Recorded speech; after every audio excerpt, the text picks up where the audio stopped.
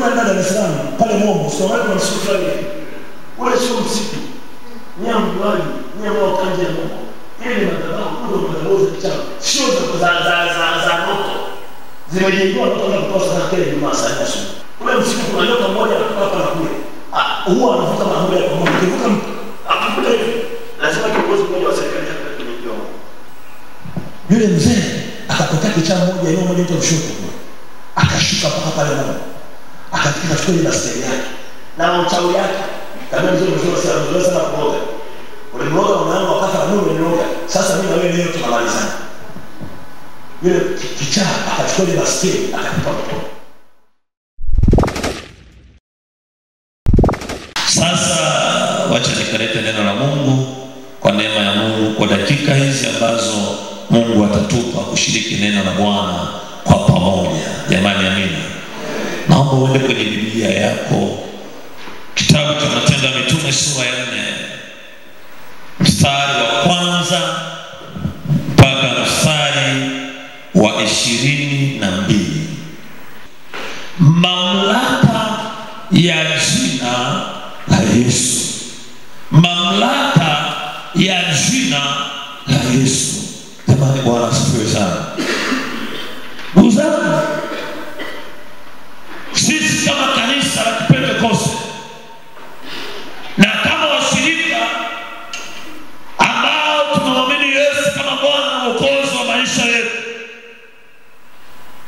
kila mmoja ukimuuliza swali hili moja, bila shaka jibu lake au majibu yetu yatakuwa yanafanana. Tunaweza kusema natamani kuwa mshirika kama wa kanisa la Matendo ya Mitume, na majibu yetu wote yanaweza yakafanana.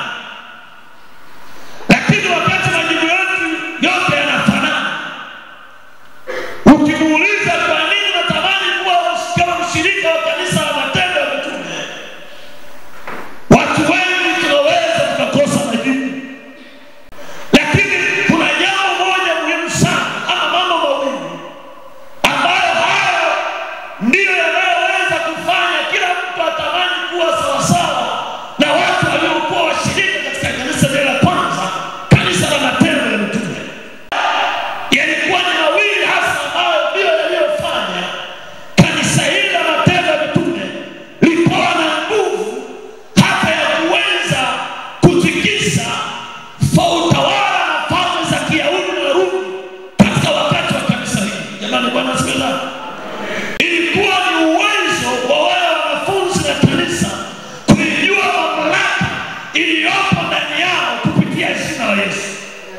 Na sasa jambo hili hasa ndio lililokuwa linafanya wanafunzi wapitie vifungo na mateso mbalimbali kwa sababu ya ile mamlaka ya jina la Yesu iliyokuwa ndani yao. Bwana Yesu asifiwe sana. Kilichokuwa kinawapa mamlaka kina Petro sio kwa sababu ya elimu zao. Maana leo wakati mwingine tunaingia kwenye mambo ambayo tunafikiri ndio Mungu. Maana kuna wakati ili hata mchungaji aonekane mchungaji kweli, awe na shule nyingi, awe na Kiingereza kingi, awe na jumbe nzito, aanze kukwambia vitabu viliandikwa lini, aanze kukwambia jumbe nzito. Ni kweli hayo tunayahitaji, lakini hayana msaada sana kwenye maisha yetu ya Kikristo. Hayana msaada sana. Watu wanahitaji kujua vizuri sana mamlaka ya jina la Yesu kuliko elimu na vyeo vyetu. Jamani, haleluya. Leo kuna watu wanahangaika na mambo ambayo sio lengo la Kristo. Tunahitaji kujua ya kwamba huyu muumini anapaswa kujua kuna mamlaka ya Yesu anapaswa kufanya kazi ndani yake. Kuna mamlaka ya Yesu ikiruhusiwa ndani ya muumini ifanye kazi, inaleta matokeo yasiyokuwa ya kawaida. Sema amina, haleluya. Jamani, haleluya. Mimi natumia kule Tanga. Unajua Tanga? Tanga sasa kwa kutumika kwa Mungu, hata uwezo kwenda zaidi. Tanga ni mamlaka tu. Jamani, Bwana asifiwe. Haleluya. Na hata kila kwenye mihadhara ya Kiislamu na Kristo, Tanga usiende kwa sababu kanisa. Ukitaka wapata, wao usiwe na mambo mengi sana. Wao ukitaka kubishana nao hutawashinda. Lakini kuna kitu kimoja, ninafikiri moja shehe. kaibana kanisani kwangu pale chini. Huwa nikikaa naye, anaambia bwana, tukitaka kubishana hatuwezi. Lakini bwana, mimi nina kitu cha ajabu sana. Cha tofauti. Kwa nini mkiletea pepo mwekee vitabu? Mnasema tu maneno tu. Halafu haya maneno yanaleta matokeo. Watu hawawezi kuogopa maneno na theolojia zetu kama nyuma yake hazina nguvu ya Mungu. Kama nyuma yake hazina maarifa ya hazina mamlaka ya jina la Yesu Kristo. Lazima kila maneno tunayotamka na watu wote wasitutambue kwa sababu ya elimu zetu, lakini watutambue kwa sababu ya mamlaka ya Yesu iliyoko ndani yetu. Mamlaka ya Yesu. Jamani, haleluya. Bwana Yesu asifiwe sana. Jamani, mamlaka ya jina la Yesu. Jamani, haleluya. Jina la Yesu linaweza mambo yote. Haleluya.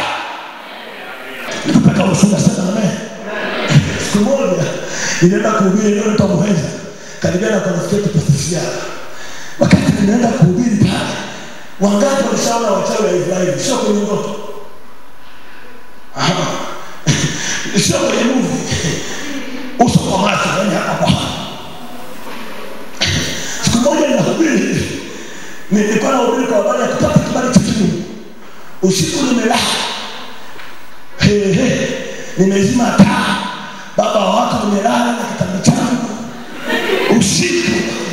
Usiku wakati na nimezima taa. Unajua kama unakutana na wachawi, unaweza kusema lakini wachawi wewe unakutana nao. Nilipofika sijui bado ilikuwa wakaingia wakawasha taa. Sasa nashuka. Na angalia hivi. Nakutana na mama manne yako uchi. Yamefanya kitu usijuishi. Kasema ngoma ni namna gani? Halafu mmoja anazungumza anasema hivi, wao wanajifanya kuhubiri kwa habari ya kibali cha Yesu. Hawa ni watumishi wetu. Hutawatoa. Na hapo unapoenda kuhubiri tutakupeleka mkono. Kesho utafanya kazi yoyote. Unajua niko mwenyewe tumbani sasa. Kasema ngoma vipi leo? Ni nini sisi kuona hivi? Sasa mmoja akataka kujichanganya. Akasema alafu unaambia watu wapate kibali na wakombolewe kwa sababu hilo jina. Kuna jina lako mlitajataja. Sasa Roho Mtakatifu akapiga akili yake. Kuna jina mlitajataja akakumbuka. Wakati na ubiri mchana akasema kibali kikubwa tunakipata kwa jina la Yesu. Na mimi sasa nikapata kwa ujasiri. Unajua kuna Roho Mtakatifu unapitia mahali alafu anakupiga kwa ujasiri fulani hivi. Ujasiri kaupata acha. Nikasema ni jina la Yesu. Mmoja akasema alitaja ile jina tena. Nikachangamka nikasema aha, kumbe hapa kanuni ni ile jina. Jamani, Bwana sasa nikasema ni jina la Yesu. Hayo usitaje hilo jina. Nikaona mkubwa wao sio mkatoto ni mmoja wa mama. Nikaona nakashika hivi. Nikasema aha, kanuni ni moja. Nikasema ni jina la Yesu. Nikaona nageuka hivi. Unajua hawanei kwa uso. Nikaona wamerudi hivi. Nikasema hii mama anaipiga hivi mpaka atoke nje ya mlango. Nikasema ni kwa jina la Yesu. Wanatoka. Na mimi nikapiga mtu mmoja mbili wanatoka hivi. Nje. Halafu katika pale akairuka. Akapotea. Nikaenda kumwita yule mzee. Ndio yao mapambano yote haya hujasikia chochote. Sema sijasikia chochote. Nikarudi kulala nikiwa najua mambo ya sio ni sasa usiku huko. Nikasema hii ngoma imefanya nini? Imeisha kama baba watu. Nikajifunika na blanketi wao. Saa 10 kasoro. Na saa hiyo walikuja na mkubwa wao wapo 10, sio 6 tena 10. Nikasema sasa leo wakaingia huyo baba aliyekuja ipande nini mama. Kama na mtu. Alafu alipale kitu fulani hivi. Alafu hawamuti mkuu ndio. Na saa hiyo wakaja kalia kitanda kabisa. Wakakaa kitanda wakazunguka. Sasa ni ngoma leo. Unajua ni kama kama Pinto. Kasema sasa leo Mungu wangu. Hii huduma inaishia hapa. Kasema sasa walipokuja hivi sinakumbuka kilichofanyika saa 6. Jamani, Bwana asifiwe. Nikasema jamani, utaratibu ni ule ule. Hapo na napata ujasiri. Kaambia ni jina la Yesu. Yule mama aliyekuja kuhusu maana muone tena pale. Akasema mkuu, hilo jina amelitaja tena. Akasema jina la Yesu. Akasema amelitaja tena. Nikaona mkono wao anaanza kubebeta. Akasema akazana. Nikalipiga kama mara 7 hivi, nikalipiga tena kama mara 8 hivi. Akasema jina la Yesu. Huku jasho linatirika. Sasa hiyo ni kwa jina la Yesu. Itawezekana. Sasa hilo jina hata kulitaja kale ataogopa. Nikasema nitaja tena kwa jina la Yesu. Akasema amkuu ametaja na mamlaka. Yaani ngoja nikwambie, unajua kuna kitu watu hawajafahamu. Unapotaja jina la Yesu, haupaswi kulitaja kama jina tu la kumuita mjomba wako. Lazima liwe na authority fulani ambayo ile mamlaka ikichomoka inaenda kuleta matokeo. Nilipotaja mara hii nikaona mkono sema huyu hawezekani tena, maana naanza kuona kwenye mdomo wake unatoka moto. Nikapata mchangamfu acha. Nikasema ni kwa jina la Yesu. Nikakazana tena kwa jina la Yesu. Nikaona naanza kumngojea. Kilichoniokoa hapa ni jina la Yesu. Kesho yake huduma watu walipona kama sio kawaida. Kumbe jina la Yesu wakati wa vita na nyakati ngumu tunahitaji mamlaka ya jina la Yesu peke yake. Watu uponyaji iko mamlaka ya jina la Yesu. Samamina. Haleluya. Samani haleluya. Walipogundua ya kwamba Petro na Yohana hawana shule, wana vyeti vya kuzaliwa tu. Walipogundua kwamba hata shule hakuna. Yaani kwenye vitabu vya shule vile darasa la 7 cha form 4 haya majitu yana nini? Wakagundua ya kwamba walikuwa pamoja na Yesu. Nisikilize ndugu yangu, hata kama hauna cheo chochote, hata balozi ni makumi hakutambui, lakini watu wote wanaweza kukutambua kwa mamlaka moja tu, ni mamlaka ya jina la Yesu Kristo. Haleluya. Jamani, mamlaka ya jina la Yesu. Haleluya. Haleluya. Haleluya. Jamani, haleluya. Bwana asifiwe. Bwana asifiwe. Mtakapoambia kutunyamazisha hamwezi. Kuna mambo tumeona na kuyasikia. Hamwezi kutunyamazisha. Haleluya. Bwana asifiwe. Mpendwa mshirika mwenzangu, mamlaka ya jina la Yesu. Jamani, nasema mamlaka ya jina la Yesu. Jamani, nasema mamlaka ya jina la Yesu. Hiyo kila mahali napita. Bila sababu sasa tanga ni kugumu. Hakuna mahali kwa pesa kutumia kama tanga mwenyewe. Sasa kama kwa mahali kuna watu na mashindano mengi, sio kuzuku na Yesu ndiye upo unasababu kwa kupata na kizai. Maana yeye mkilia hapo unasema kimbia baharini, mtanga baharini. Wala mkimbiliana. Lakini huko jina la Yesu linayaweza hayo. Sema amina. Ila ndio sema zangu. Hakuna mahali sipo sana kupiga kama tanga. Mimi nakumbuka watu wanaanza kwanza huduma moja. Mtu yule ananiambia, "Kijana, unajua tanga?" Wafa. Kambeni tanga sisi. Nilipofika kanisa hili lilikuwa limetoka chuka. Nilikuwa na watu 27. Tunachukua Mungu sasa angalau watu 150 kwa miaka 5. Sasa wakati kama tumeanza kulikuwa na mzee mmoja hapa Shemchefu. Ndio jina lake maarufu. Yule mzee ni bingwa kuangalia kesho wa mtu. Akwambia kesho wa mtu. Sio ndoto la utani. Yule mzee anatembea na uchawi kwenye baskeli. Yaani sio kujificha, anatembea na miguu yake yote tu. Anatembea kuficha kamili. Yule mzee amefunga njia za kanisa. Kanisa kupenda kufikiri kama ni pesa wala waombezi kwa kanisa kupenda kufikiri kama wanaokula ugali. Wachungaji wanapigwa mshahara ya kutosha sana. Bila kanisa hili pale, nilikuwa nimefungwa njia zote za kanisani. Mshika yeye ni wapi? Haudi kanisani. Maana msikini nilipotea kanisa hili, nimeanza mwaka 2000. Na nilipotea mwaka 2019, ina watu 27. Miaka 25 na 27.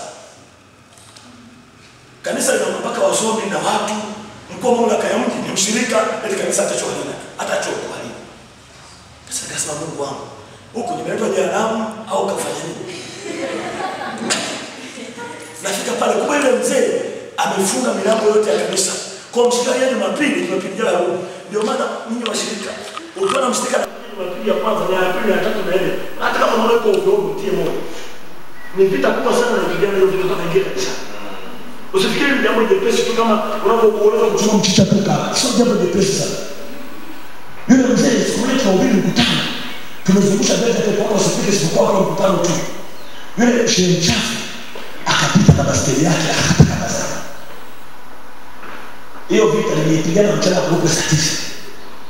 Sio kwenye Yesu ndoto. Ona na kupiga mapepo. Sasa tena habari za kusikia. Hiyo ngoma ndio hapa. Ile saa 9 shehe mchafu akapita na baskeli yake. Nikakasirika. Nikashuka pale chini. Nifika mzee simama. Yule mzee ana kiburi, ana macho soma, ana macho mekundu. Ana macho, yaani akikuangalia mwenyewe unataka kukimbia. Sasa yule mzee shehe mchafu nikazee, kamera kwa 80. Kako anakuja na yake miaka 27. Anafika hapa hivi, kantani msukuri wake. Huyo ndio anaonekana na moja. Na anaonekana sukuri na milioni. Shehe mchafu alipopita akasimamisha baskeli yake akapiga na steli kwa kiburi. Na mimi nikashuka pale mkoani, nikashuka washirika wangu wanamjua.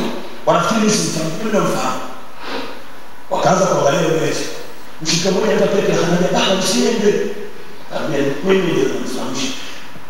Nikamfuata. Yule shehe akaniambia na wewe adhabu. Nikamwambia mzee, kwa nini unapita hapo na watu wengine tena? Alafu nataka kamba yangu. Kwa nini mzee? Akaniangalia kwa dharau akaniambia kijana. Mimi nimeanza kupita njia hii haujazaliwa. Sema leo. Asema nimeanza kupita njia hii haujaja Mungu. Asema naambia mchungaji fulani, mchungaji pale ni mchungaji wa 6. Kaambia mchungaji fulani, kaambia yeye mimi ndio nimeondoa ile test ya uzinzi. Naambia kaambia mchungaji fulani, mimi ndio natumia hapo kwenye ndoa, akampiga mtoto mpaka leo ameachana na uso wa mchungaji maisha yake mpaka leo. Sema yeye naambia. Asema mke wako. Sema sasa. Nikasema sasa hapa. Na Paulo mtamwachaje yule dada mdogo hivi? Maana ni mtu wangu ambao mwembamba hivi, atamwachaje mtu mdogo. Akasema ngoma hii hapa. Akaniambia sasa na wewe ninakusuna tukipiga makelele. Ninakupa miezi 2. Ukiendelea kuwa mchungaji, mimi sio shehe chako. Uliza. Unajua nilipanda hasira ya Roho Mtakatifu, unajua hasira unakasika mpaka mshipa na pasuka. Yaani mshipa katoka hivi, nikakasirika. Halafu Roho Mtakatifu ndio akaniletea kwenye moyo wangu. Kaambia mzee, mimi hamjui. Na mimi nikapanda kiburi kidogo. Wale wanasema mimi mbona leo shikao? Mimi sio kuniambia niombe kazini kuna watu wananiona. Kuna wale ofisi wananikalia. Kama wale wale ofisi wananikalia na Yesu karibu. Why ofisi? Kila Yesu. Wale kunisumbua hapa mfunge na nini? Kama wanakalia na wale ofisi siku moja saa 11 sasa hawakalia sasa. Ndio kwanza kusukuka tena. Usisuruana tumia mamlaka ya jina la Yesu. Jamani Bwana asifiwe. Bosi kaniambia kwanza kesho tulione. Mimi niambia usinione, asubuhi tutajua mpaka asubuhi. Hapo ofisini stoki na kaa getini. Kwenye geti akiingia alisalimisha Allah. Sasa tunaogopa naogopa nini? Kama mamlaka ya jina la Yesu ya kweli kweli. Ile baba nikamwambia mimi mzee siku hizi umepanda zimini. Unakupa wiki hizi. Ukitoboa na hata uchukue na kuhusu kufanya biashara. Sasa hapo anamwambia ile leo na mamlaka ya Yesu ndio nilitia nguvu na hasalio ya ujasiri na muone mzee akafa. Alafu mzee akasirika, jasho ikaanza kutiririka. Yule mzee akatoa baskeli kwa vijana wengine wamelaaniwa kutoka kazi yake. Huko anashuka. Na mimi napanda jukwani. Nasema hiyo ngoma naenda hivi. Ni ndio ndio usio na mchungaji. Mzee unijui. Kaambia anajua. Na mimi aliponiambia nikamwambia wewe Yesu. Akasema hapo kwa nini nataka? Anakupa kiburi hapo kwa nini nataka? Nikasema asubiri mzee. Sasa nimesema vile leo kabidi nianze maombi usikule. Na ala kanisa. Nikasema hizi wiki mbili nitalala kanisani mpaka nifike mzee. Maana kuna mkutano nimeshatangaza. Unajua ndizo hivyo tunapoga matamko. Hayo matamko tunachoelekeza na maombi. Usikate matamko kama unaamini kama una mamlaka ya Yesu kwenye. Kwenye mkutano nikatangaza jamani, tangazo. Sio mchafu kile kile kwa nani. Alafikia sasa. Wazee wanasema tunabii hata kama mnaongea kwa usitangaze tangazo. Kaambia tangazo. Sasa nikaanza maombi. Jamani wapendwa, siku ya 4 niko naomba saa 2 usiku kanisani nimejifungia. Nikasikia mshindo wa Mungu. Ninazunguka kanisa. Mara kwanza mara pili. Mbona kama ndio tazunguka? Sasa nataka sijaziwasha. Nikasema nitavizia. Wakifika mlango ule wa pili nitafungua ghafla ndio. Nikaenda pale tena na mama. Mshindo tunakuja. Huko wanaongea, wanatembea huko wanaongea. Nafungua mlango pa yule mzee. Nikamwambia mzee, sasa wewe. Yule nikamwambia atakuwa yule mwana wa Yesu. Nikifumba macho nikifungua atakukuta. Yeye akasema tunaingia hana ya wote kitu. Akaondoka. Anataka kumchukulia zake na kijana kaka. Ana miaka 27 kile kiko hapo. Yuko napo anazunguka. Nikarudi ndani. Sasa ilipofika siku ya 13 pale kuna ndani Dar es Salaam pale Mombo sio watu wanasikia hivi wale sio msitu nyambu wali nyambu kanje ya Mombo ile madhabahu ndio madhabahu za kichawi sio za moto zimejengwa na watu kutoka sana kile nyuma sana sana au sio chafu kuhana ile madhabahu za yenyewe ule msitu kuna nyoka mmoja hapa na kule huwa anavuka mahali kwa moja kivuka akivuka hivi lazima kiongozi mmoja wa serikali hapa kwenye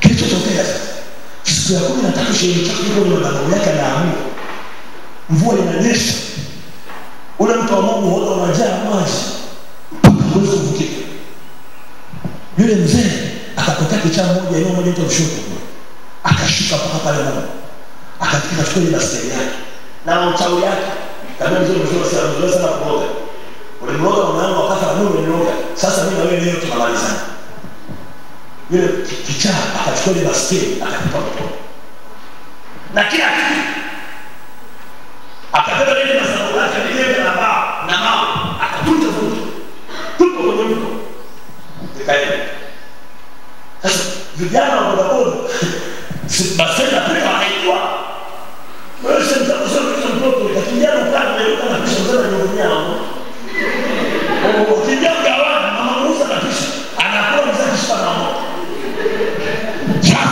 vijana bodaboda waliona ndoa hiyo wakatoka hapo wakalala sasa wakaanza sogea tena vijana bodaboda bona mara baskeli inapita na mto umejaa wanakutana na mzee anasuka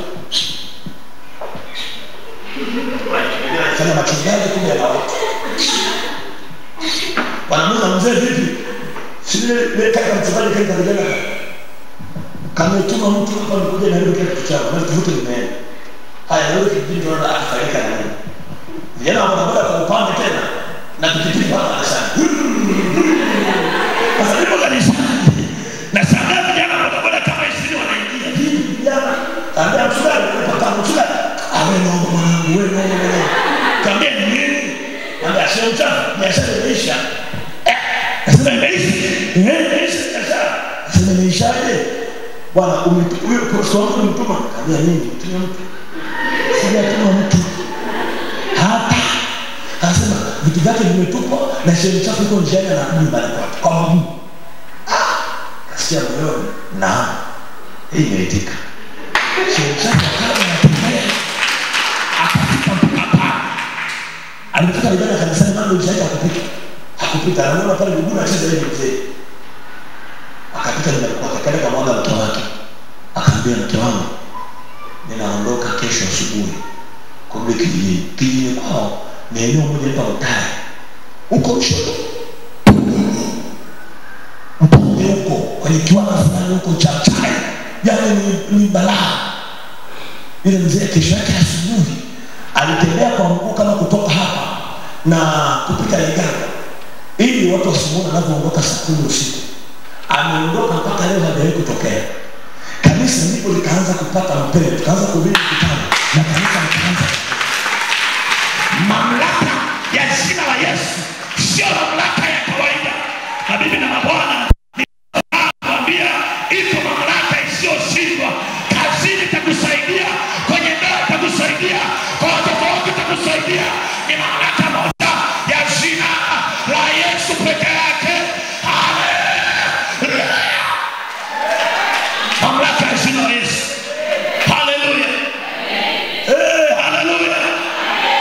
Mtu wake sasa moja kafilisika, anataka nauza kufari, nikazinunua, nikasema nazinunua, najengea chuo. Mamlaka ya jina la Yesu. Jamani, Bwana asifiwe sana. Ukiwa na Yesu usiogope chochote. Changamoto zitakuja, lakini ukiwa na Yesu usiogope chochote. Iko mamlaka ya jina la Yesu. Sema amen. Gamalieli akasema msishindane. Jamani, tunayo mamlaka ya jina la Yesu. Kwa mamlaka ya jina la Yesu tunapenda waliokuwa nayo. Mungu aliwainulia Gamalieli ili awasemee.